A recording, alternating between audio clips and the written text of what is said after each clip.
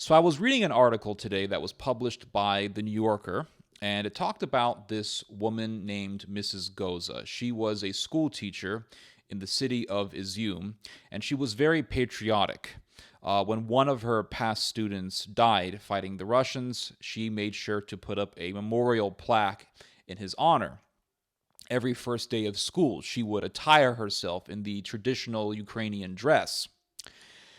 And then the Russians came, they took over Izyum, and she did not want to go to work in the campus. One day, Russian soldiers were at her door, and they told her that she needed to go to work. She went to the school, and the reason why she was avoiding going to the school was because she knew that the Russians would try to have her conform to some kind of curriculum that they wanted to be taught.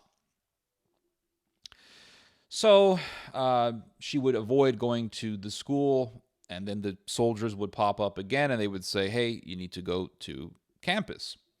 So one day she was in the school, and she was told that she needed to remove all of the Ukrainian literature from the school library. She refused. She went back home.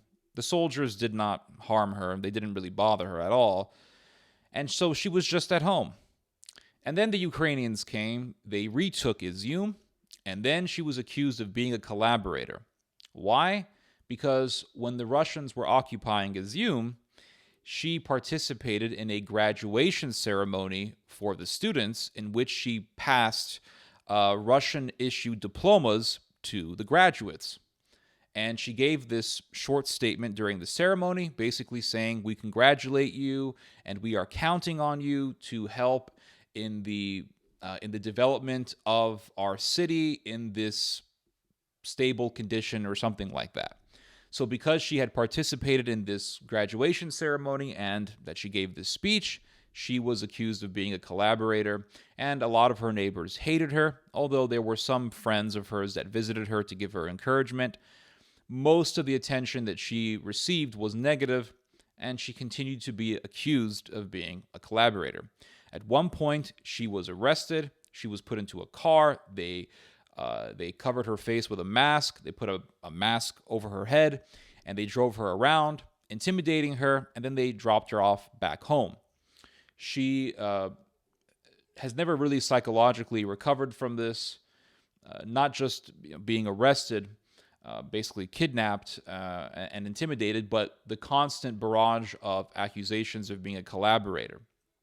And she said that because she had participated in this one ceremony, that she has been called the collaborator incessantly. And she stated that one thing that she does know is that she is no longer welcomed in Izyum. She is heartbroken from the experience, and she is in a state of constant angst, misery, and anxiety. And she eventually had to get on some sort of psychological medication to keep her mind in a stable condition. The article talked about another individual by the name of Galub. Galub had a cell phone store, a little cell phone shop.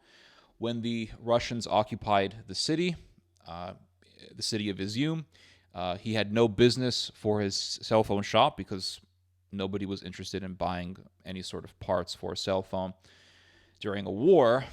And so he needed to find a way to feed himself and his family. Well, one day someone told them, hey, you can remove bodies from the streets and we'll give you some food. He said, sure. So him and a team of other men would go around cleaning the streets of dead bodies.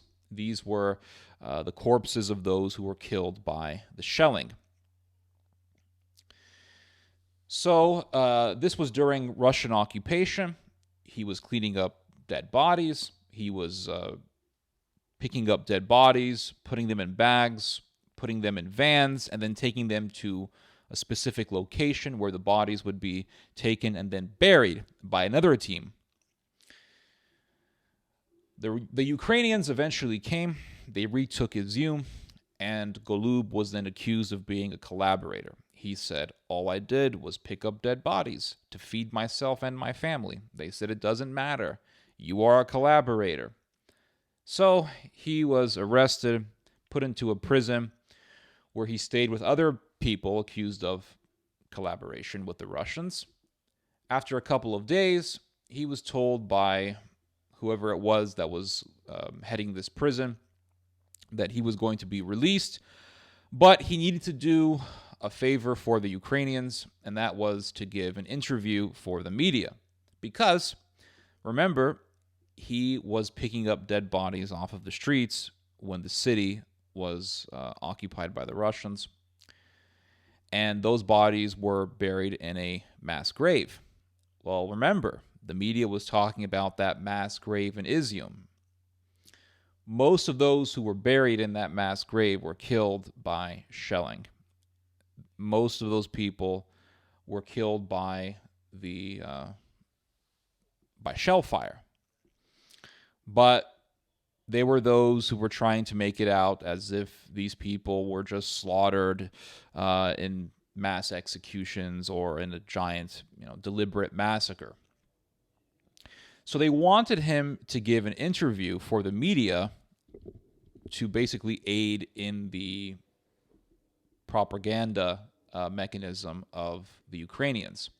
So he gave an interview essentially explaining the work that he did, that he picked up bodies off of the streets.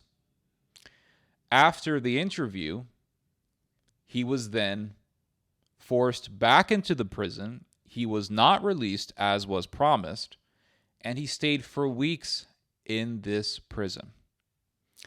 After being released, he was constantly being accused of being a collaborator. Even though he aided in the propaganda scheme of the Ukrainians, he was still mistreated like garbage.